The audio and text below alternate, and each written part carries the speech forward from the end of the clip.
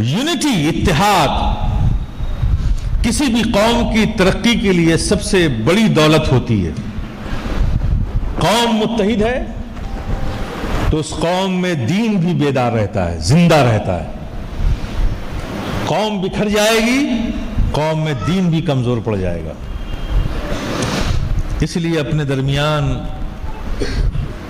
اتحاد کا ماحول پیدا کیجیے، محبتوں کا ماحول پیدا کیجیے۔ غور کیجئے کہ آپ جس مسلمان کے فالوورز، بلیورز ہیں، جس کے احکام کو مانتے ہیں، جس پر ایمان لائے، جس نبی کی اطاعت قبول کی، جس وحدہ لا شریک کی وحدانیت کا آپ عقیدہ رکھتے ہیں، وہ ہم سے چاہتا کیا ہے؟ 24 گھنٹے ایک دن ہوتے ہیں، وہ ایک دن میں ہم سے کیسی زندگی چاہتا ہے؟ یہ سوچنا ہماری ذمہ داری ہے۔ جیسی زندگی چاہتا ہے، ہماری صبح کیسی ہو، ہمارا اٹھنا کیسا ہو، ہماری شام کیسی ہو، ہماری رات کیسی ہو، ہم سوئیں تو کیسے سوئیں۔ اسلام تو مکمل نظام حیات ہے، سب کچھ آپ کے لیے اس میں موجود ہے۔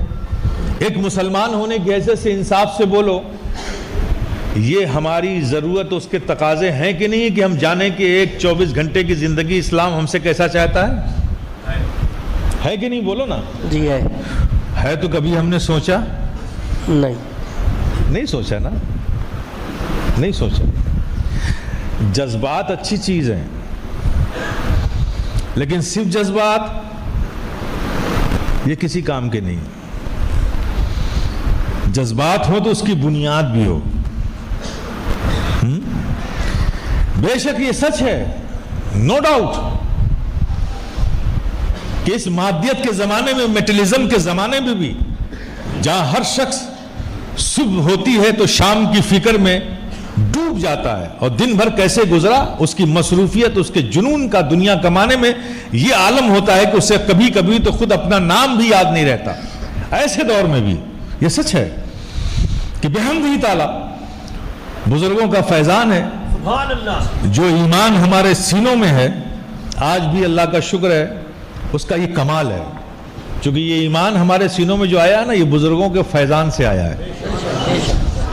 اور بزرگوں کا فیضان کبھی ختم نہیں ہوتا، وہ ختم ہونے والی چیز نہیں ہے، وہ ہمیشہ جاری رہتا ہے۔ یہ اس فیضان کا اثر ہے کہ اس مادیت کے دور میں بھی ہم میں اتنی اویئرنس ہے کہ کوئی بھی اگر ہمارے آقا صلی اللہ تعالی علیہ وسلم کے حوالے سے کوئی نازیبا لفظ بھی کہیں بھی ہم سن لیتے ہیں، ہم بےتاب ہو جاتے ہیں، بے چین ہو جاتے ہیں، مضطرب ہو جاتے ہیں، ہمیں جنون آتا ہے، ہمیں غصہ آتا ہے، اور یہ آنا بھی چاہیے۔ اتنے دنیا میں ملوث ہونے کے بعد بھی، ڈوبنے کے بعد بھی، ابھی بحمدہ تعالی ایسا ایمان ہمارے سینوں میں موجود ہے، اور ہونا بھی چاہیے، چونکہ اس ذات کے لیے ہمارا دل بے چین ہوتا ہے، اس ذات کے لیے ہماری محبتیں تڑپ اٹھتی ہیں، ہمارے جذبات بے قابو ہو جاتے ہیں۔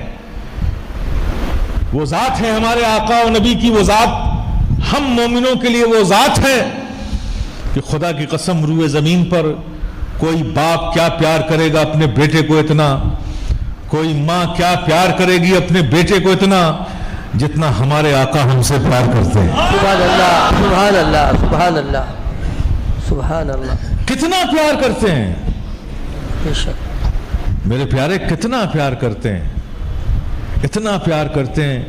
روایتیں اٹھا کر دیکھ لو، کتب احادیث بھری پڑی ہوئی ہے کہ پیارے آقا صلی اللہ تعالی علیہ وسلم جب جب تنہائیوں میں رب کے حضور حاضر ہوئے،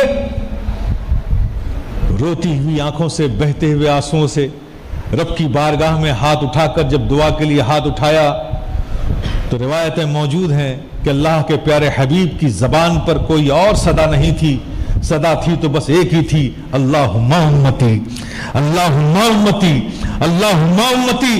جب جب اللہ کے حضور ہمارے آقا و مولا حاضر ہوئے، ہم گنہگار امتیوں کی مغفرت کے لیے، نجات کے لیے، عذاب سے بچنے کے لیے، گمراہی سے بچنے کے لیے، محفوظ رہنے کے لیے دعائیں کرتے ہوئے نظر آئے۔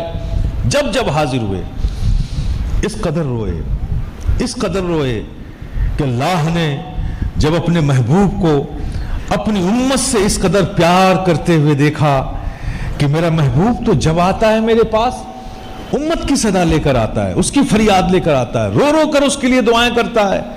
جب اس قدر بار بار رب نے اپنے محبوب کو اپنی بارگاہ میں تنہائیوں میں آ کر امت کے لیے روتے ہوئے بار بار دیکھا تو جبریل امی سے کہا، اے جبریل، یہ میرا محبوب اپنی امت سے بڑا پیار کرتا ہے، یہ میری بارگاہ میں آ کر بار بار رو کر کے امت کی فریاد کرتا ہے، تو اے جبریل جاؤ میرے محبوب سے کہہ دو، سنا دو میرے محبوب کو۔ جبریل آئے رب کی بارگاہ میں، اللہ کے پیارے حبیب کی بارگاہ میں، کہا آقا اللہ نے وحی بھیجی ہے۔ جبریل کیا وحی لائے ہو؟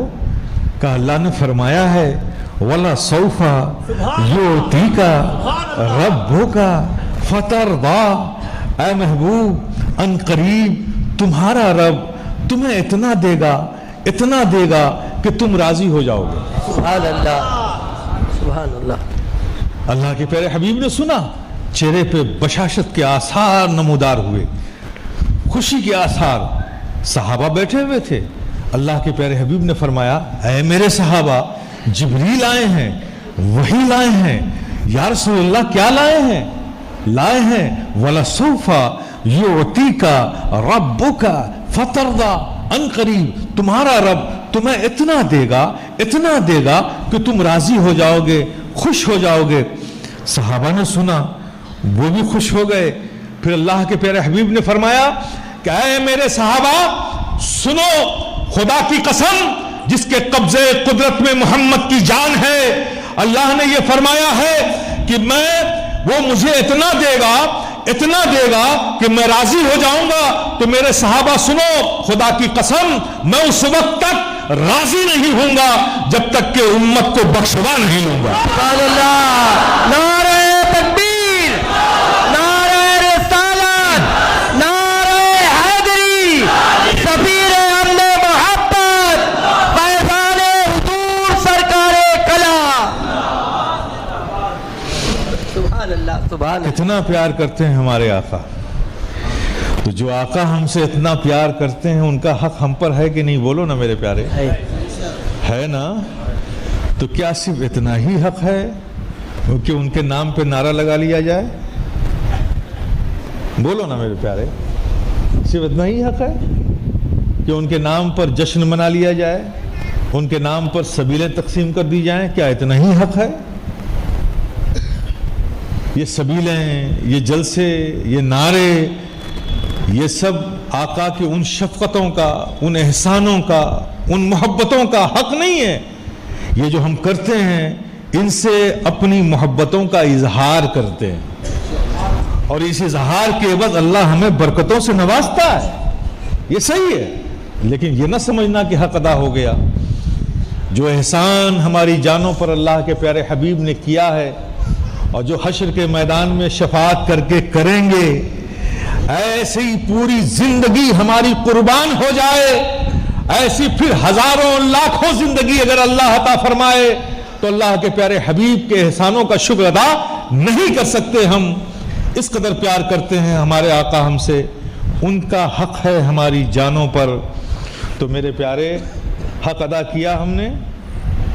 نہیں کیا نا؟ سوچنا یہی ہے کہ کب کریں گے، پھر کب کریں گے؟ حق ادا کرنا ہے تو میرے پیارے اپنی زندگی کو اس ڈگر پر لاؤ جس پر چلنے سے آقا خوش ہو جائے۔ سبحان اللہ۔ اپنی زندگی کو اس راستے سے نکالو، اپنے رخ کو اس طرف موڑو، اس طرف مت لے جاؤ جو راستہ، جو روش آقا کی تعلیمات کے خلاف ہو۔ اس راستے، اس روش کو اپنی زندگی کا معمول بناؤ جس سے ہمارے آقا خوش ہو جائیں۔ یقیناً وہ بہت زیادہ تفصیل سے بتانے کی ضرورت